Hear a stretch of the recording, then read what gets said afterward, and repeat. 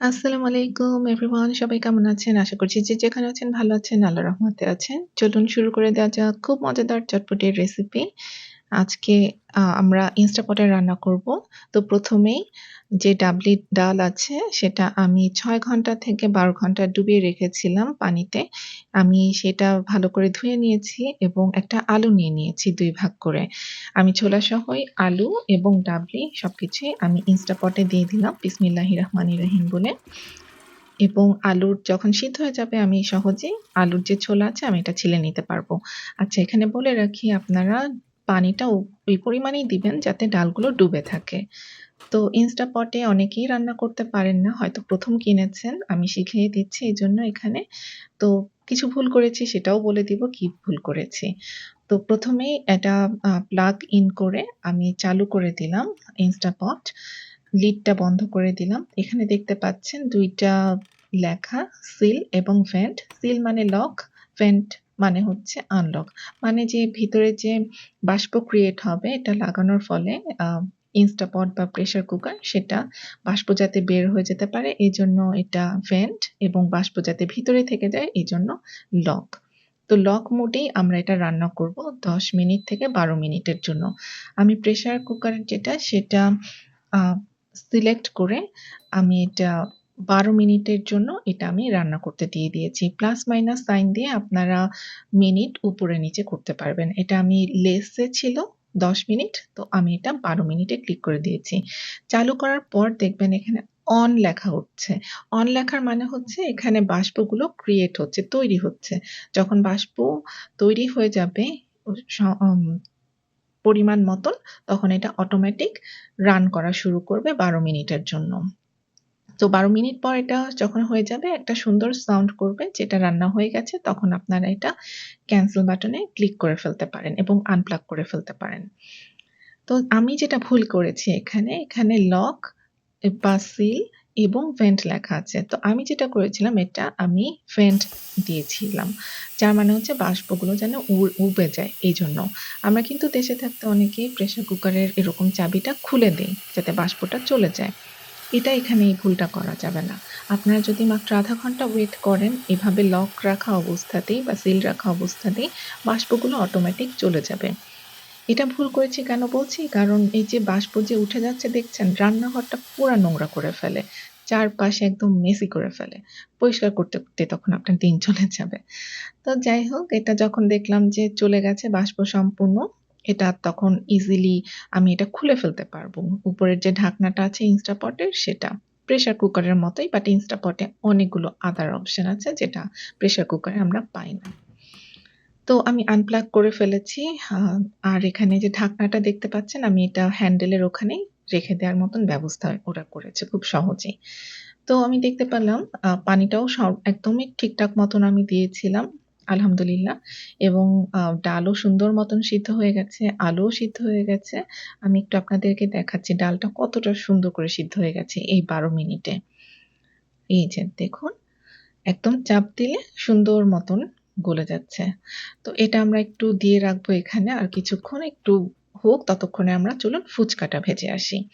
তো এখানে গোলগাপ্পা ফ্রাই বলে এই গ্লোবাল চয়েস এর এই ব্র্যান্ডের এই ফুচকার ইগুলো পাওয়া যায়, চিপসগুলো।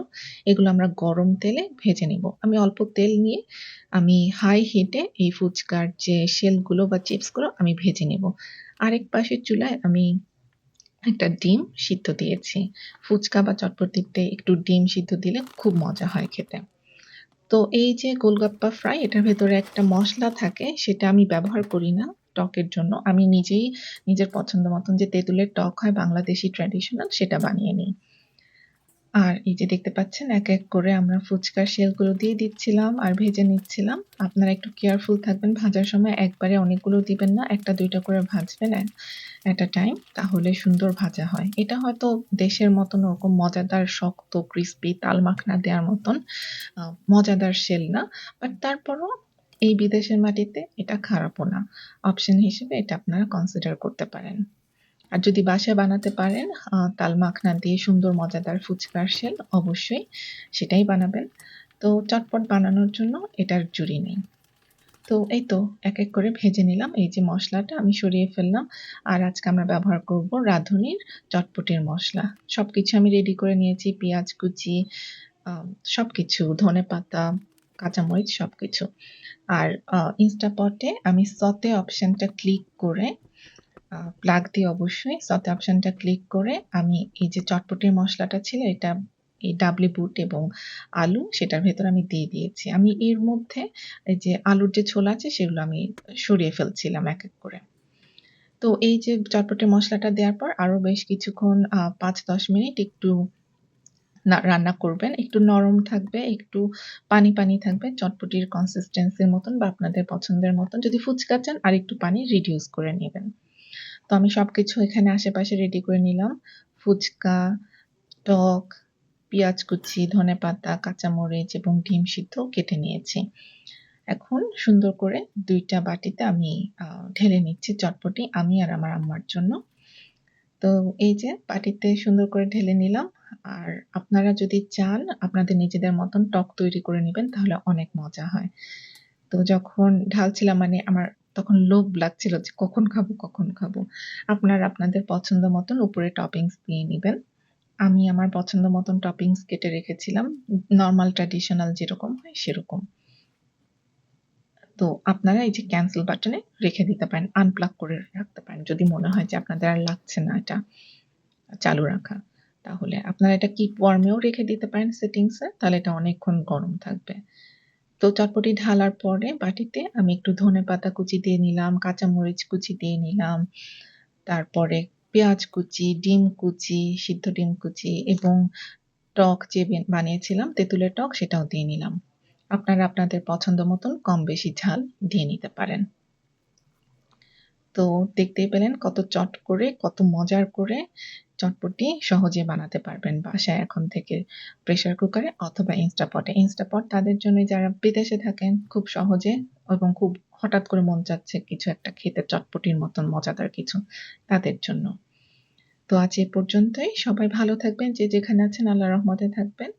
আর অবশ্যই আমার চ্যানেল লাইক, সাবস্ক্রাইব এবং কমেন্ট থাকলে অবশ্যই কমেন্ট করে জানাবেন কোনো সাজেশন থাকলে। আজ এই পর্যন্তই। সবাই ভালো থাকবেন। আল্লাহ হাফেজ।